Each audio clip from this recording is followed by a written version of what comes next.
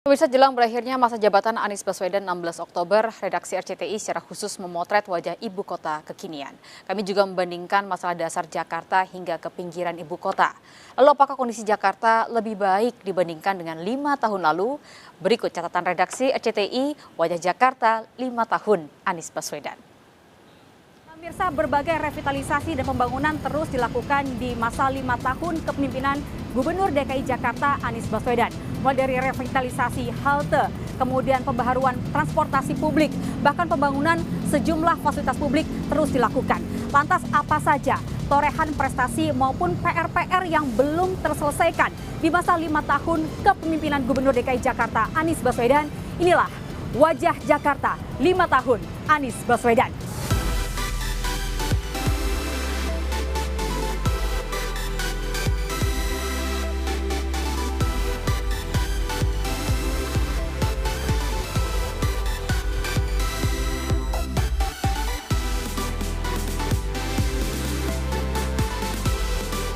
Pasca pandemi, Jakarta kembali menggeliat, begitu juga kemacetan. Program pemecah kemacetan ala Anies Baswedan pun diuji. Adalah integrasi transportasi publik mulai dari mikrobus, Transjakarta, KRL, serta integrasi MRT dengan LRT. Layanan pembayaran diintegrasikan digital, kawasan gabungan intermoda dibangun dan dibuat cantik untuk penumpang dan konten kreator.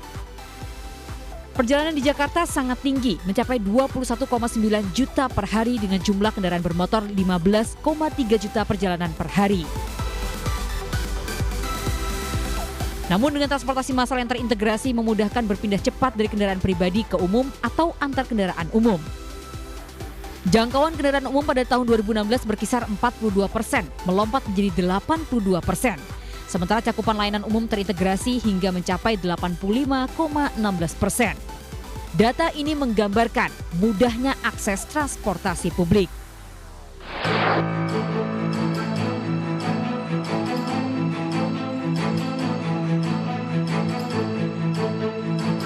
Masalah banjir seperti menjadi kutukan bagi setiap pemenang Pilgub DKI, tak terkecuali Anies Baswedan. Apa saja yang sudah diperbuat oleh Anies untuk menangani masalah dasar yang satu ini? Pemprov DKI mengeruk lumpur danau, sungai dan juga waduk di 5 wilayah kota, mengerahkan alat berat 3 kali lipat dari kapasitas biasanya. Untuk mengendalikan limpasan air hujan, Anies membuat kolam penampung air sementara di jalan raya.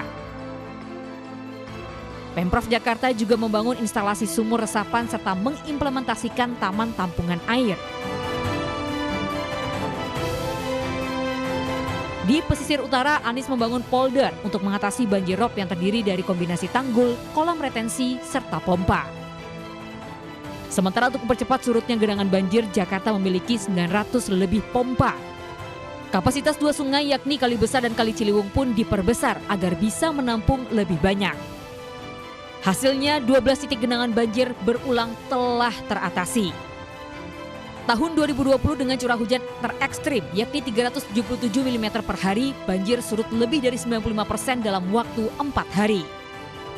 Padahal di tahun 2015 dengan curah hujan lebih rendah 95%, wilayah tergenang baru surut 7 hari. Jakarta juga berinovasi dengan teknologi flood control system yang mengintegrasikan sensor dan CCTV di 178 titik yang memetakan banjir dengan akurat. Namun satu hal yang tak tercapai adalah naturalisasi sungai. Kendala pembebasan lahan diperparah oleh polemik ide naturalisasi Anies tanpa beton versus ide pusat normalisasi dengan betonisasi alur sungai, meninggalkan warga sepanjang sungai ibu kota terendam hingga masa jabatan Anies berakhir.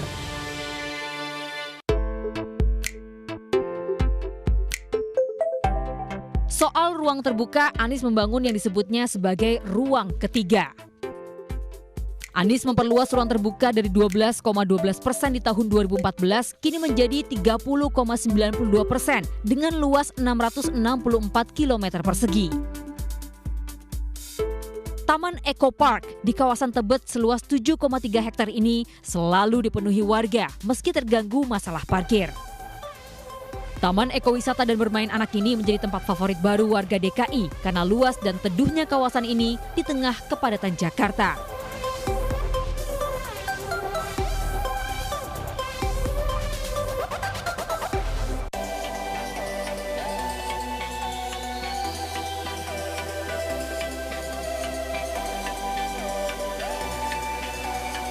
Anies juga membayar janji kampanyenya kepada Jakmania dengan Stadion Megah Jakarta International Stadium yang dibangun 100% oleh warga Indonesia.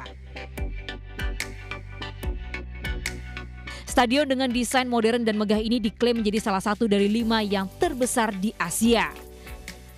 Berdiri di atas lahan 22 hektar, JIS mampu menampung 82.000 penonton.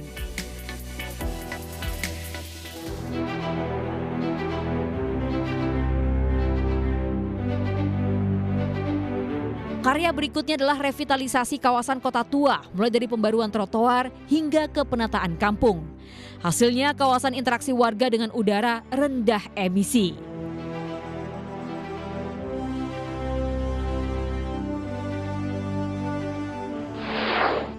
Ruang terbuka juga menjadi perhatian di era Anies adalah pelebaran trotoar untuk pejalan kaki. Bahkan Anies sempat mengklaim dalam 3 tahun kepemimpinannya, revitalisasi trotoar sudah dilakukan di sepanjang hampir 305 km. Namun ibu kota sebetulnya masih memiliki sejumlah masalah mendasar yang belum berhasil tertangani. Sebagian kebutuhan dasar itu masih bermasalah karena membutuhkan dukungan penuh pemerintah pusat. Pemirsa, selain revitalisasi transportasi publik, trotoar, JPO, tidak hanya itu saja, Pemprov DKI Jakarta juga membangun sejumlah program lainnya, diantaranya adalah Rusunawa. Pemprov mengklaim bahwa dalam 4 tahun terakhir total terdapat 33 tower Rusunawa yang berhasil terbangun atau menjadi rekor selama 4 tahun. Nah, tidak hanya Rusunawa, Pemprov DKI Jakarta juga menyediakan sederet program hunian lainnya, diantaranya adalah Kampung Susun, penataan kampung, serta rumah dengan DP 0 rupiah.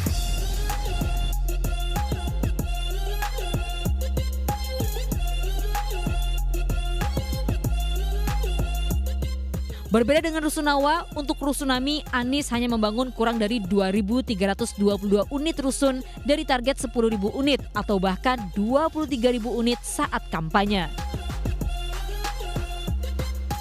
Rusun ini awalnya dibuat utamanya untuk mengurangi kampung-kampung padat ibu kota.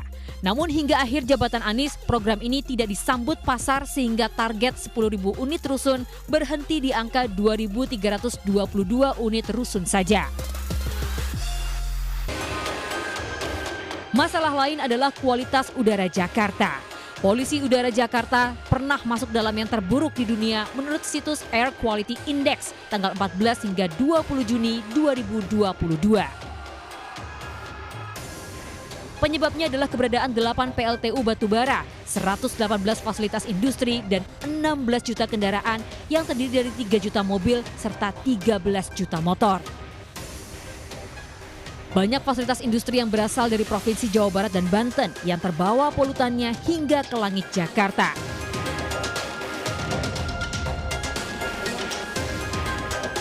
Walhi menyebut TPST Bantar Gebang yang menjadi muara sampah warga ibu kota nyaris lumpuh karena sudah over kapasitas dari 21,9 juta kubik menjadi 22,3 juta meter kubik. Jumlah sampah harian Jakarta yang mencapai 7.000 ton meningkat menjadi 8.300 ton di tahun 2020 yang menurut Wagub DKI ketinggiannya di Bantar Gebang melebihi tinggi Monas. Pemirsa, sejumlah pekerjaan rumah dan permasalahan masih perlu dituntaskan. Di antaranya meski di era Gubernur DKI Jakarta Anies Baswedan berhasil membangun integrasi moda transportasi seperti halte CSW saat ini, namun tidak serta-merta membuat warga ibu kota Jakarta beralih dari penggunaan transportasi pribadi ke penggunaan transportasi publik dan membuat masalah kemacetan berhasil terurai. Selain kemacetan, sejumlah masalah lain yang juga perlu diatasi diantaranya adalah banjir serta polusi udara yang bahkan sempat menjadi salah satu yang terburuk di dunia. Dan pemirsa, tentu perlu kerja simultan dan berkelanjutan antara Gubernur DKI Jakarta saat ini dengan Gubernur DKI Jakarta berikutnya untuk dapat menuntaskan masalah DKI satu demi satu. Tidak hanya itu, juga perlu kerjasama yang baik antara warga Jakarta dengan pemerintah daerah agar membuat Jakarta menjadi rumah yang aman dan juga nyaman untuk semua. Dan dari Jakarta, Lady Marina, Dimas Wirnardi, dan Raga Firdaus melaporkan.